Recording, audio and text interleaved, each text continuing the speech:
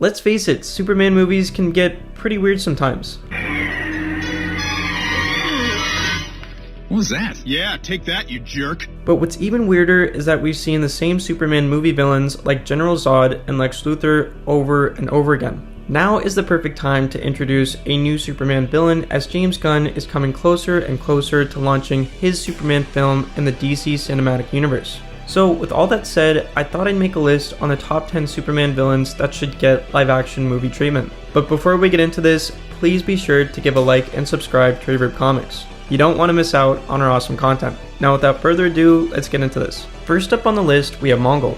Mongol was specifically conceived to be a physical challenge to Superman. The post-Infinite Crisis version of the character was this madman ruler on his planet called the Warworld. This makes sense as the character is based off of the Mongol Empire's founder Genghis Khan and his successors, hence the name. On Warworld, Mongol would entertain his citizens with gladiator-style games. At one point, Mongol captured Superman drifting through space and forced him to participate in the games. Eventually, Superman ended up joining forces with Draga and makes Mongol flee the planet. Ever since then, Mongol would pop up occasionally and try to take vengeance on Superman and the rest of the Justice League. He even went as far as incapacitating him with the plant alien called the Black Mercy.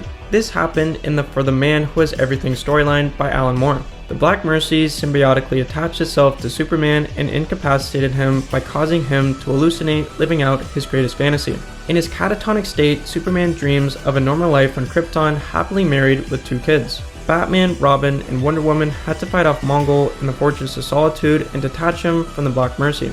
Next up on the list, we have the Atomic Skull. He was also conceived to be a physical challenge to Superman.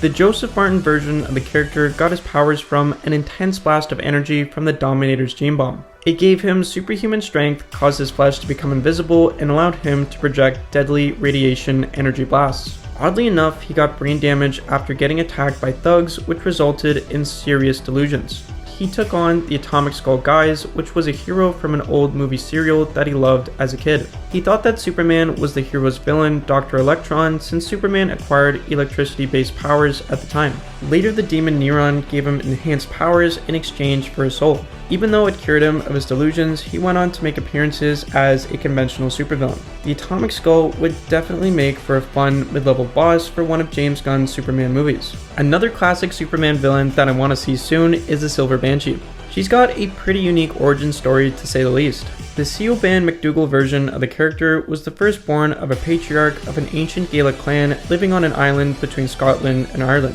Firstborn McDougals undergo a ritual to prove themselves worthy to lead the clan. However, her uncle Seamus determined that no woman should lead the clan and instead her brother Bevan should be the new patriarch. As a consequence, she went ahead with the family ritual by herself, which involved calling on supernatural forces for power. Unfortunately for her, she was interrupted by her brother, and the distraction proved disastrous as she was dragged into an inferno netherworld. An entity called the Crone granted her powers and the ability to return to Earth as the Silver Banshee, but he demanded payment in the form of an occult book that belonged to her father. She figured out that her father's book collection was shipped off to the US, hence Banshee's quest brought her to Metropolis. She went on a killing spree to find the book collection, and as you'd expect, this caught Superman's attention. Ever since, she's been a reoccurring Superman and Supergirl villain. Now, a lot of people think that Ultram Man will make an appearance in the new Superman movie. I think that another character in this list will make an appearance, which I'll get to. The New 52 version of the character is from Earth 3 and is a member of the Crime Syndicate of America. His real name is Kal-El, who comes from a version of Krypton where everyone is mean and selfish. Instead of getting his powers from the sun, his people get their powers from kryptonite. Before Krypton exploded, Jor-El and Lara sent him to Earth where he could be taught to become the strongest being on the planet. He was adopted by a version of John and Martha Kent, who were not too kind. Once he did not find them useful, he got rid of them and moved on to forming the Crime Syndicate of America to take over the world. Ultram Man is a violent egomaniac who values strength and selfishness above weakness and altruism. In other words, he's pretty much Homelander. It would be super awesome to see a Superman and Ultram Man matchup, as it'd pretty much be a Superman versus Homelander fight, which I'm pretty sure is what everyone wants to see. Cyborg Superman is also an interesting villain that I'd like to see soon. Hank Henshaw was an astronaut who got into an accident with his crew in outer space. His team ended up getting mutations similar to the Fantastic Four.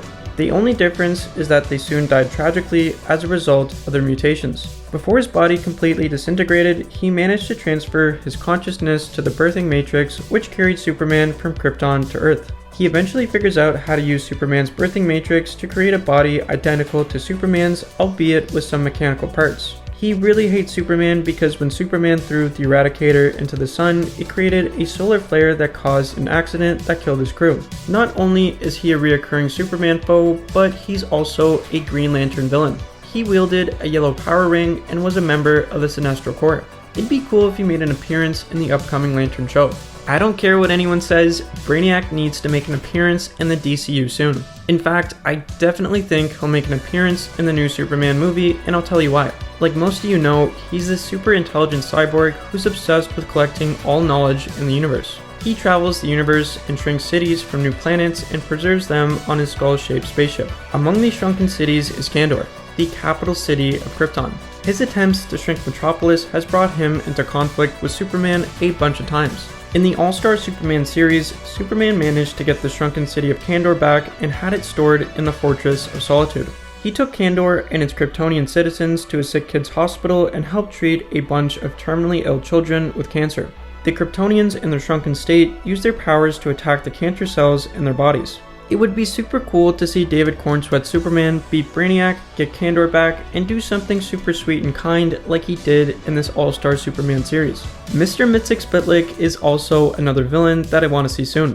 He's actually more of a trickster than a villain. He's this magical imp from the 5th dimension that's obsessed with getting a rise out of Superman. He can pretty much do anything. He's not bound by any physical laws. I really like this villain as he's one of the few villains that Superman just cannot punch. In most of Mxyzptlk's appearances, he can only be stopped by tricking him into saying his name backwards. This will make him go back to his home in the 5th dimension, and it'll keep him there for a while. He's not nearly as intense as Doomsday, but it's still fun to watch him prank Superman every once in a while. Parasite is also another classic Superman villain that deserves movie treatment. Rudolph Rudy Jones was mutated into the Parasite while working as a janitor at the Pittsburgh Star Labs facility.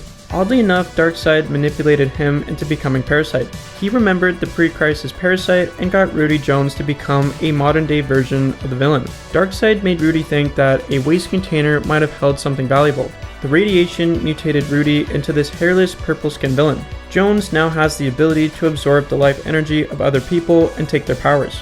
Sometimes he'd leave people in a weakened state, and other times he'd leave people behind as a smoldering skeleton. Unfortunately for him, his mutation left him in a constant state of hunger. He constantly needs to absorb the life forces of others to survive. I like Parasite a lot as he's a tragic villain in his own way, and he's always proven himself to be a tricky villain for Superman to defeat. Fingers crossed we'll get to see him soon. Now, this might be an unpopular opinion, but I think that Metallo will make an appearance in the next Superman movie. This guy has the most one-dimensional supervillain origin of all time. John Corbin was a journalist who secretly just committed a murder, and while fleeing from the scene of the crime, he suffered from a near-fatal accident. As fate would have it, a scientist by the name of Professor Vale happened to come across him and transferred his brain into the body of a robot.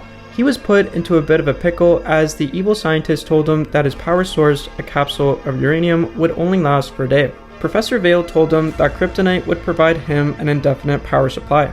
His post-crisis origins were pretty similar. Instead of being a murderer, John Corbin was just a small-time conman.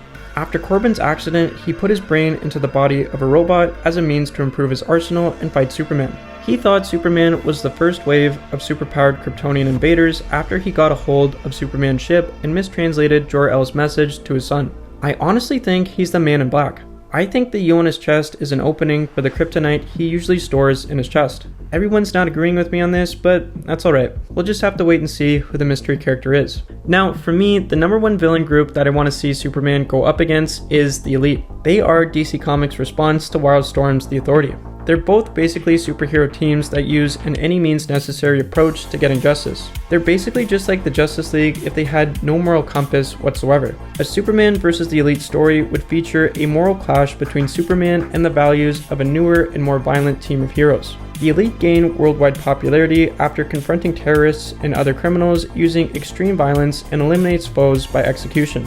As you'd expect, this puts Superman in a tough spot as he's forced to protect villains from the Elite to stop them from killing people. The team consists of Manchester Black, the team's leader who's a British telekinetic, Vera Black, Manchester's sister, who's a British psionic cyborg, cold cast a large muscular man who can manipulate electromagnetism, Menagerie, a lady with a symbiotic suit of armor that allows her to transform into a chimeric creature, and the Hat, a young man who's invulnerable and is armed with a magical hat that he can use to summon supernatural creatures. After Superman implores the team for their methods, they beat him viciously. However, one by one, the members of the Elite are attacked by Superman and are apparently killed by the Man of Steel. Manchester Black got terrified of Superman after he used his X-ray and heat vision to neutralize the part of his brain that gives him his abilities. After he breaks down in tears and pleads for his life, Superman reveals that the Elite are all still alive, unconscious, and awaiting arrest by authorities. Superman explains that he created the illusion that he had crossed the line into brutal vigilantism to illustrate the dangers and pointlessness of hatred and vengeance to the public.